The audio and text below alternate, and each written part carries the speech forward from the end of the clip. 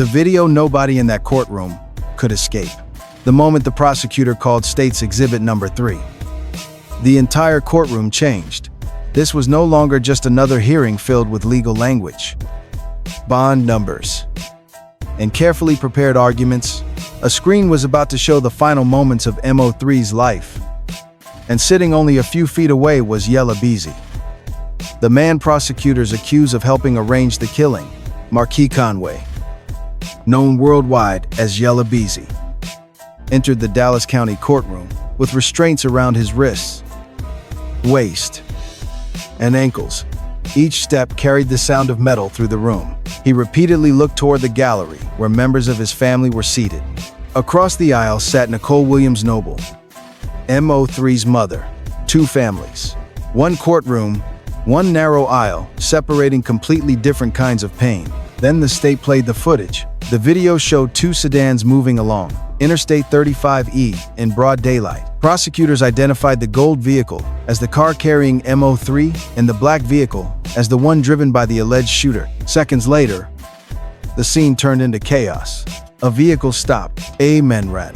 Another man followed him down the highway shoulder, while traffic continued moving around them. Investigators said dozens of shell casings were later recovered. A bystander was also struck.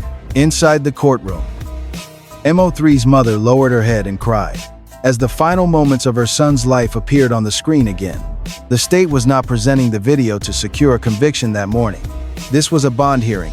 Prosecutors wanted the judge to understand the seriousness of the accusation and the danger they believed Conway could represent if released. Instead of describing the crime, they forced the room to experience its weight.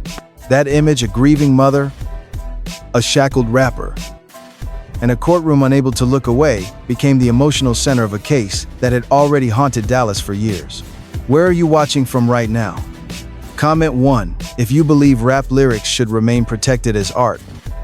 Or 2 if you believe they can become evidence when connected to a real investigation.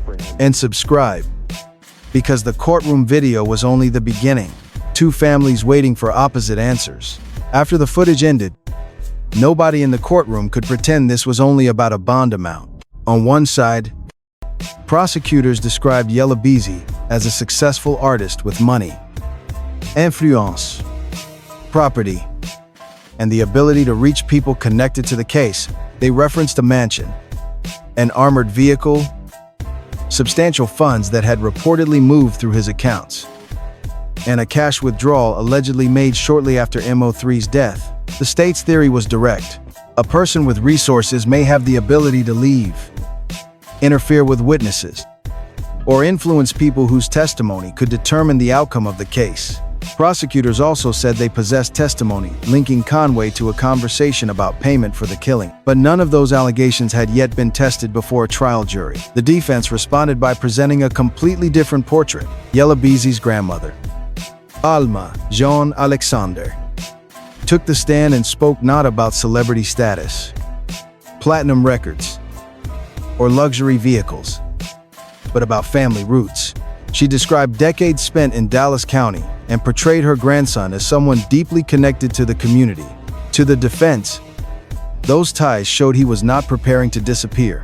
She also challenged the state's picture of unlimited wealth. If Conway truly had easy access to millions of dollars, she argued, he would not still be sitting in custody, unable to satisfy the original bond.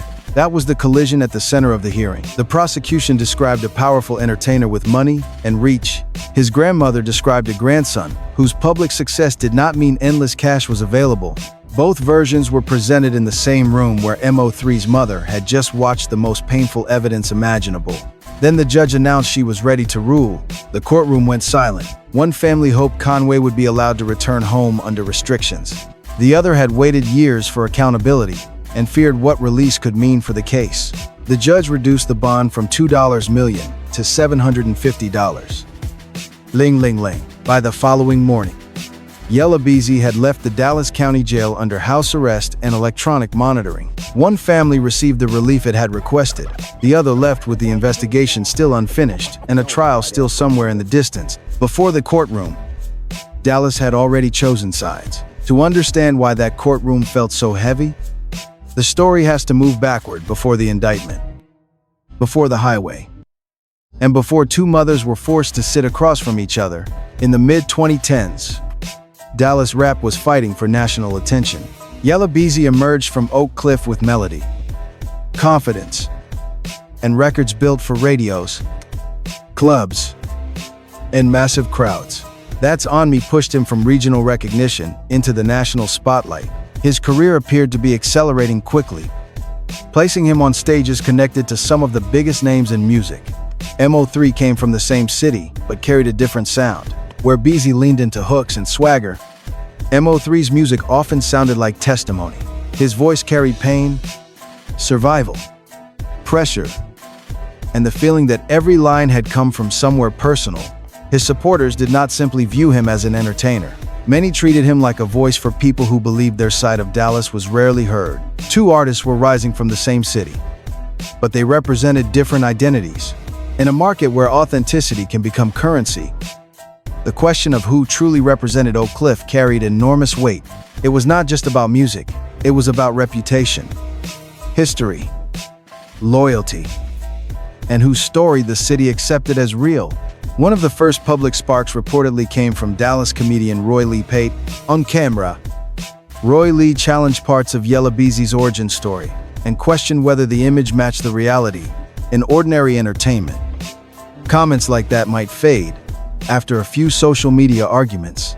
In this environment, they traveled, clips circulated, quotes were repeated. Fans turned the dispute into a scoreboard. Every interview became evidence in the court of public opinion. Every song was examined for hidden meaning. Then, in 2018, the atmosphere became darker.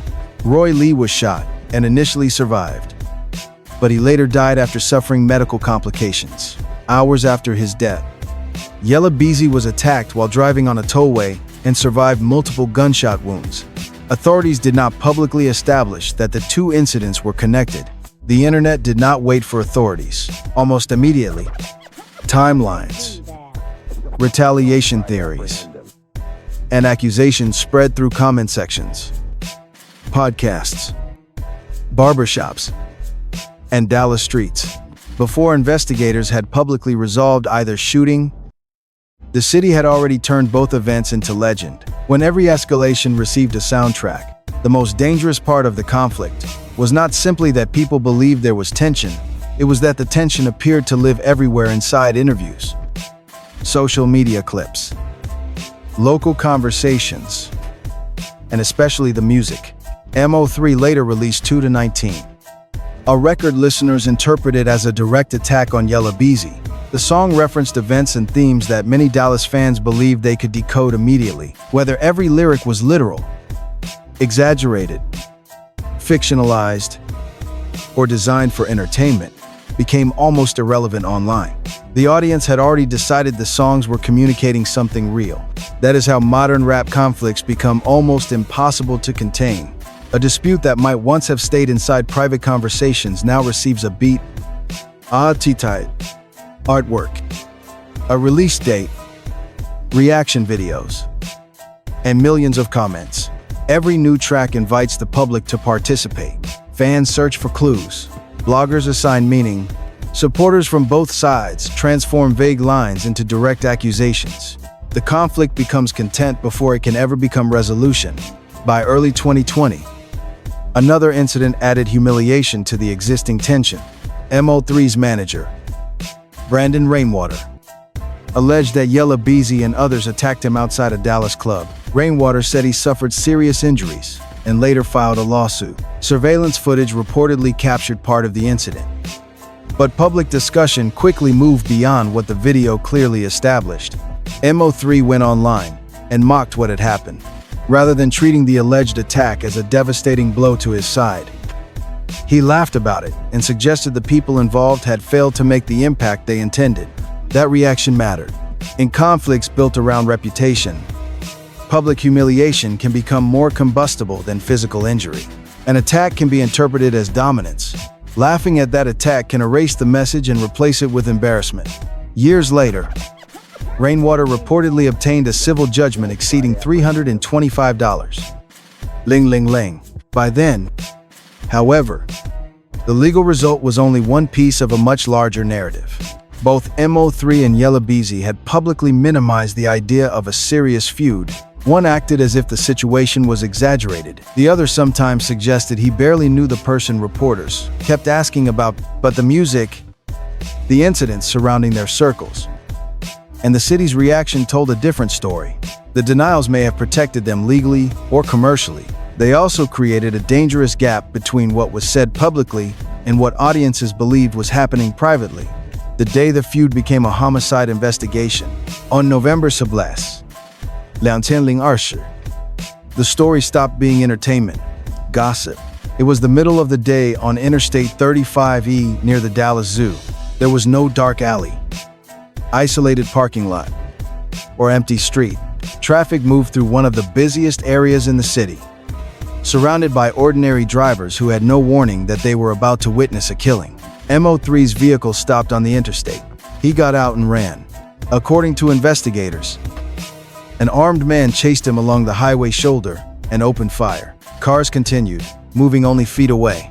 Police later reported recovering dozens of shell casings from the scene. Another person traveling nearby was also wounded. Melvin Noble, 28 years old, died there. The daylight nature of the attack shocked Dallas. It suggested confidence, planning, and a willingness to act in front of countless potential witnesses. Yet even with so many people nearby, the investigation became difficult. Drivers may have seen fragments. Some may have feared becoming involved. Others may not have understood what they witnessed until it was already over. A man identified by authorities as Kiwan White was eventually accused of being the shooter.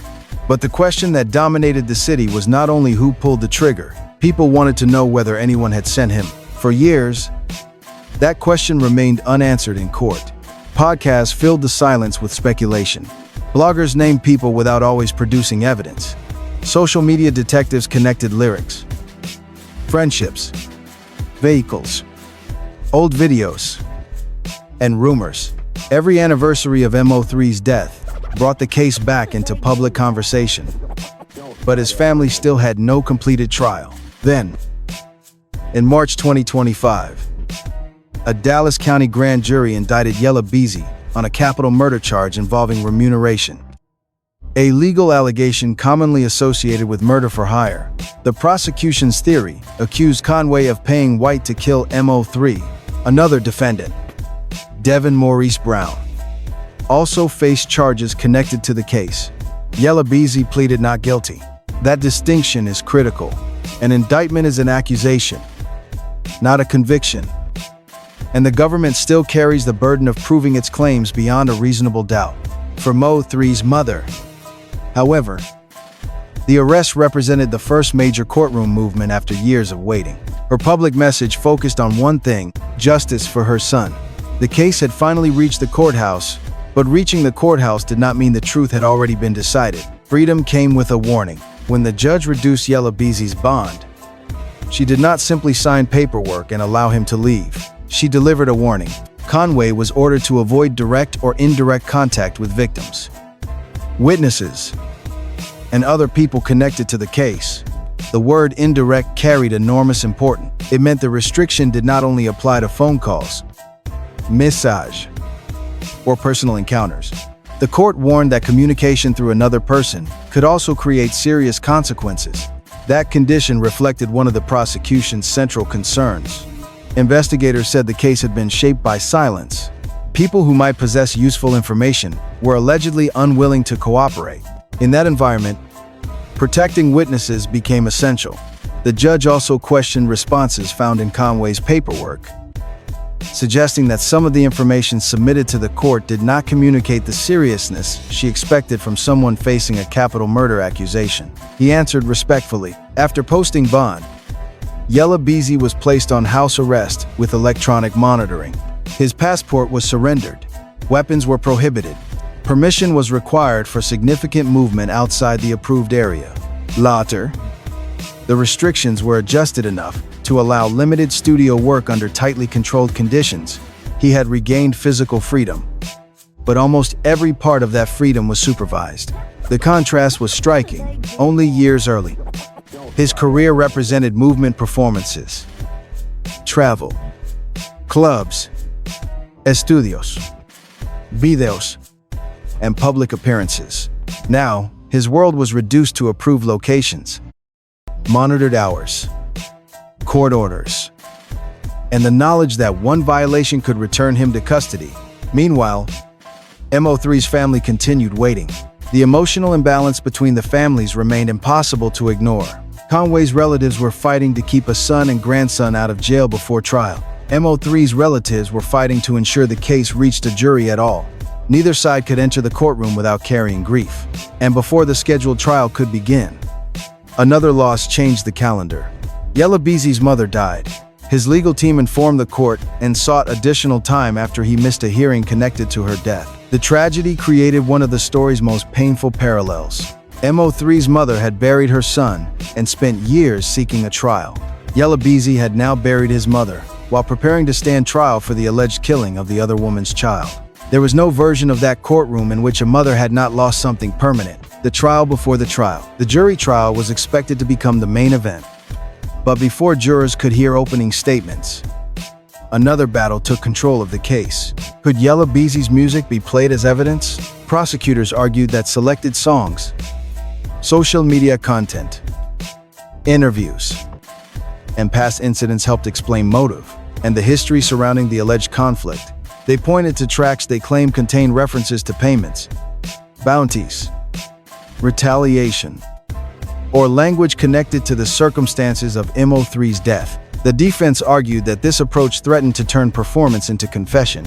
Rap has always contained exaggeration, fictional personas, violent imagery, competition, and storytelling. An artist may write from personal experience, from the perspective of a character, or from a dramatic identity designed to attract listeners. The difficult question is where entertainment ends and evidence begins. Investigators testified that the code of silence surrounding the case forced them to examine publicly available material, including music uploaded to YouTube. According to that argument, witnesses would not fully explain the conflict. So, detectives had to study the content. The artists and their circles had released themselves. That admission was powerful. A homicide took place in daylight on a crowded interstate. Yet prosecutors were still looking towards songs and videos to reconstruct motive. The defense brought in an academic expert who had studied the use of rap lyrics in criminal prosecutions. He explained that listeners may interpret identical words differently, depending on the genre attached to them. Lyrics labeled as rap can be treated as literal threats, while similar language in another musical tradition may be accepted as fiction. That possibility placed cultural bias at the center of the hearing. If jurors hear aggressive lyrics before evaluating physical evidence, will they judge the defendant's actions or the character he performs in his music? Prosecutors insisted they were not targeting rap as a genre. Their position was that the specific material mattered because it allegedly connected with real people, real events, and the timeline of the case. The defense responded that allowing the songs could prejudice jurors before the state had proved any actual agreement or payment. The judge now faced a decision capable of reshaping the entire trial. Exclude the music, and prosecutors could lose a major part of their proposed motive narrative. Allow it, and a discography could become part of a capital murder prosecution. The courtroom footage, the internet misunderstood. As the hearings unfolded, dramatic headlines began spreading across hip-hop pages. Posts claimed that new footage showed Yella Beezy confronting MO3's family, or that the two sides had erupted inside the courtroom. The reality was more complicated. There was genuine footage from the 2026 hearings. Cameras captured Yella Beezy in court, lawyers arguing over evidentiary rules, witnesses discussing the investigation, and members of MO3's family seated across the aisle. The tension was real, but the videos did not show a physical confrontation between the families. There was no courtroom brawl, no screaming match across the gallery, and no moment where people had to be dragged from the room. Much of the most dramatic information came from journalists describing what they observed, where relatives were seated, when someone leaned forward, where Conway looked, and how the atmosphere changed during certain testimony. Those details were reporting, not necessarily recorded confrontation. Some heated moments occurred outside the courtroom, A voice reportedly shouted support for MO3 in the hallway. Bloggers argued after the hearing. One confrontation allegedly included a threatening reference to another slain media figure.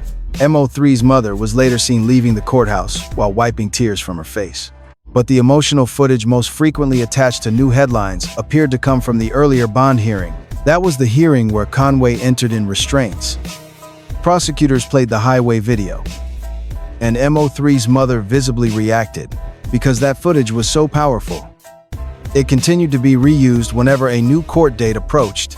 A headline might refer to a development from July 2026, while the strongest visual underneath it came from March 2025. That did not make the underlying case less important. It revealed how internet storytelling operates. Court cases develop through motions, hearings, testimony, and rulings. Social media pages need images that create immediate emotion when no new explosive video exists. They return to the most intense footage already available. The result is a mixture of old visuals, new legal developments, real tension, and exaggerated interpretations. The families truly were in the same room. The legal battle truly was heated. But the viral version transformed silence and body language into a confrontation the available footage did not clearly show. When a rap catalog becomes part of a capital case, the most important question was never whether the courtroom looked tense. It was what the judge might allow jurors to hear. If prosecutors are permitted to introduce the disputed songs, social media posts, interviews, and earlier incidents, they may be able to present years of alleged hostility as one continuous motive story. Instead of asking jurors to examine a financial transaction in isolation, the state could place that transaction inside a larger narrative of rivalry, reputation, and escalation. That could be extremely persuasive. It could also be dangerous. Jurors may struggle to separate an artist from the character presented in his music.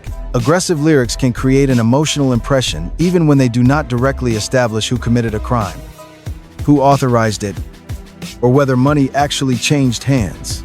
The defense's concern is that the music could cause jurors to assume guilt based on image rather than evidence. The prosecution's concern is that removing the music could erase the context that allegedly explains why the crime occurred. Both arguments reach beyond Yella Beezy. Artists across the country routinely use violent metaphors, fictional threats, criminal personas, and exaggerated stories. If courts treat those performances differently from novels, films, country songs, or action scripts, rap artists may face a unique legal risk simply because audiences associate their genre with authenticity. But artistic protection cannot automatically shield every statement. When lyrics contain highly specific details known only to participants, courts may consider whether those details have genuine evidentiary value. That is the line the judge must draw. Not whether rap is good or bad, not whether Yella Beezy's public image feels intimidating. The question is whether the specific material helps prove an element of the charged offense without unfairly encouraging the jury to convict a persona. Conway has pleaded not guilty. The allegations against him remain allegations unless prosecutors prove them in court. MO3's family has waited years for the evidence to be heard. Yella Beezy's family is preparing for a proceeding that could determine the rest of his life. Two families entered the same courthouse carrying different hopes. One wants accountability for a son who never came home. The other wants the law to distinguish accusation from proof. And hanging over both sides is a question that could change rap history. When an artist places violence inside a song, is the courtroom hearing fiction, performance, motive, or a confession? The lesson bigger than the verdict.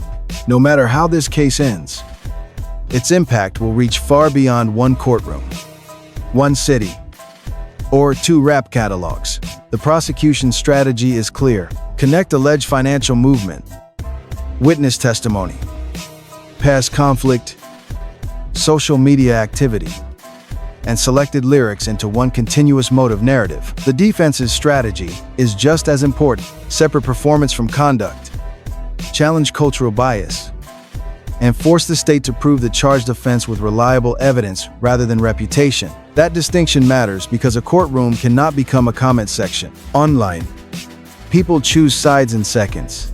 A lyric becomes a confession, a look becomes a threat, an old video becomes breaking news. But the justice system is supposed to move differently. Allegations must be tested, witnesses must be questioned, evidence must be authenticated. A defendant remains legally innocent unless guilt is proven beyond a reasonable doubt.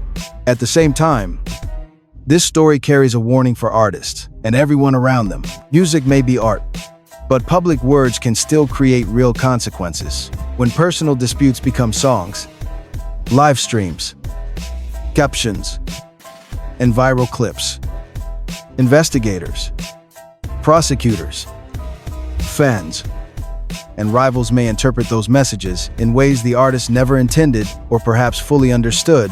The greater lesson is not that rappers should stop telling painful stories. Rap has always transformed struggle into testimony, survival into rhythm, and overlooked communities into voices the world cannot ignore. The lesson is that conflict should never become a marketing plan. Every threat turned into content can push another person to respond. Every humiliation uploaded for attention can deepen resentment. Every fan treating real pain like entertainment can help keep a dangerous cycle alive. MO3's family deserves a fair process and the opportunity to see the evidence examined honestly. Yella Beezy deserves the same legal protection every defendant is promised. Judgment based on proof, not popularity, genre, rumor, or public emotion. These principles do not cancel each other. They are what justice requires. The most human outcome is not another viral confrontation. It is truth, accountability where legally proven, healing for grieving families, and a future where artists settle competition through music instead of allowing pride to create irreversible loss. Like this video, if you believe rap should inspire conversation rather than destruction, share it with someone who follows this case. Subscribe for the next court update. And comment, 1 for justice through verified evidence, or 2 for stronger protection of artistic expression.